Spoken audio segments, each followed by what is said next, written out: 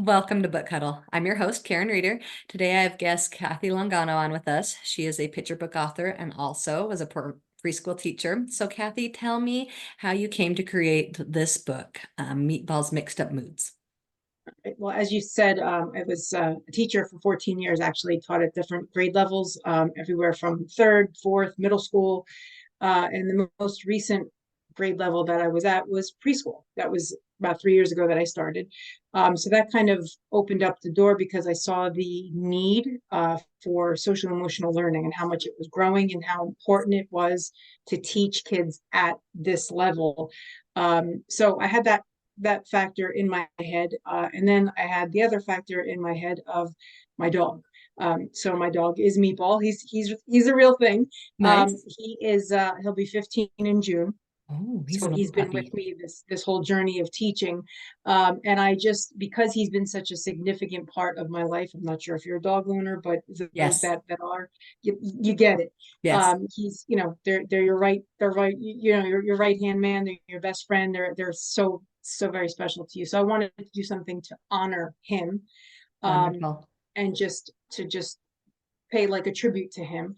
Yeah. So I kind of brought that world and preschool and social emotional and everything and put it together. And plus, writing a book was kind of something, believe it or not. It was one of those things in the back of my head that I wanted to visit, but you Nice. kind of steer away, you come back. So I finally put my foot forward and started rolling with it, and here it is. So That's that's so fantastic. So we've got your pug Meatball is the main yes, character. yes. So for those, I think as teachers, we throw around the term social emotional learning so much. Can you briefly describe for me what does the term mean, social emotional learning? Well, at the preschool level, starting at the preschool level, it's basically learning about feelings and emotions and what they are, and the biggest thing is being able to identify them, Yes. because that just helps a child, especially at that age, to regulate their own feelings, and regulate themselves in different situations. And it's a life skill, really. Oh, It's absolutely. something, The adults still I, need I, to absolutely be doing. yeah, I always joke because it's like there's so many adults that we know that don't know how to identify and say I'm upset or I'm angry, and take Right. accountability and own them, and talk through it, using your words, all these things, which are all part of the book. So it was, that was part of the journey of writing it for me. Beautiful. Um, Oh, again, I just love learning that. it. So Yeah, picture books are really the best way to help a child learn and understand that because it's hard to explain and really say, "Oh, do you know what you're feeling right now?" That's just not something concrete that a child can understand. So right. tell us how your book, give us a couple examples. Hold up Meatball for us and So share a couple examples of this what is you Meatball. would do. So it's mixed up moods because he goes through a series of different feelings in the book. Great. He goes on a play date. He gets in a little bit of a fight with his friend Right. Rocco, who's a fictional character.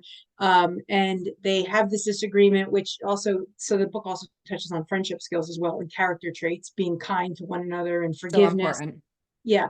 But yeah, so he gets in a fight, and then he becomes angry, and then he becomes sad, and then he becomes excited. So like I said, it's like a roller coaster because it's all through this one experience, that he goes through it, and his mom helps him Right. identify And the isn't that feelings so and talk about confusing them. for a child to be like, what is happening Right, with right. these And feelings? that's part of teaching them, like, you feel this way and that's okay. Like Meatball felt this way in the story, and that was okay. And it didn't Yes. stay, that feeling doesn't stay. It comes and goes, and your feelings always change throughout the day. So that was an important way. And nothing to me, every time I was in the classroom, Meatball was always, a part of my lecture, a part of my Right. classroom. And it always captivated their attention. So I knew at this level, at a preschool level, a dog, all these kids, they love animals. Absolutely.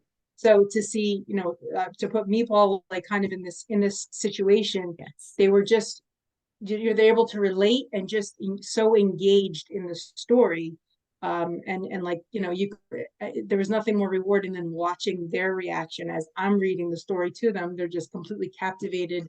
And later on, or the next day, they would recall something, when Meatball got mad, and I'm like, yes, it's Oh, Meatball yes, and that's so Rocco, and I'm like, fantastic. it brought a huge smile to my face. So it was awesome. I love that. That's beautiful. So did you hire an illustrator or are these your drawings?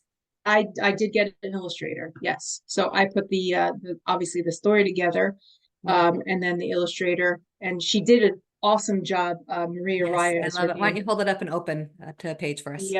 She just did all of the illustrations are just so cute for one. Just I love how, and you can really see as far as emotions, Yes, the like emotions are the on the humor. face. I love Yeah, it that you like can they see it really there. depicted them well, which was great. She did an awesome job, and I was Yeah, very happy with like, and I ask that all the time when I teach. I'll hold it open and I'll say, what is this character feeling right now? And I'll Right, have them say it from looking at the picture in addition to whatever we're reading in the words. right. And those are literacy skills as well. Looking at the Absolutely. title of a book, what do you think it's about? Yes. What the pictures, the pictures are telling their story. And so everything really ties in together. Oh, that's so fantastic. All right, so Cathy, do you have more plans for Meatballs adventures coming up? Actually, I have a recent edition. So I didn't go in the direction of another book, but Okay. because again, I was in the classroom, I took all skills that I taught my own class, Yes. and I made a companion book, an activity book. Oh, Um, that's so yeah, fantastic. and again, because I know, that they fell in love with Meatball, the character. Right, right. So what I did was make it into, like, there's coloring pages, there's mazes, there's feeling identification, how are you feeling Letters. today? Nice. Um, Literacy, math skills, handwriting. I just kind of tied a bunch of them together. And for even fine motor for like tracing. Oh, And absolutely. again, So social we've emotional got skills. so many skills with these books. You can get the Yes. picture book and then this activity book. So this is perfect, definitely preschool, kindergarten, and maybe up into first grade even. Maybe Yeah, yeah, grade. definitely, because some of them are a little more challenging. I did that just so we can kind of cover, Right. a wide range of ages. But yes, absolutely. All right, that looks perfect for the classroom, perfect for at home. So I'm going Right. to put in the description below how you can find these books of Cathy's, including the activity book. We'll have the links down here. And then Cathy, also, I love to ask all of my guests at the end, what is a favorite children's book besides your own that you'd like to share with us? I would have to say the Rainbow Fish Okay.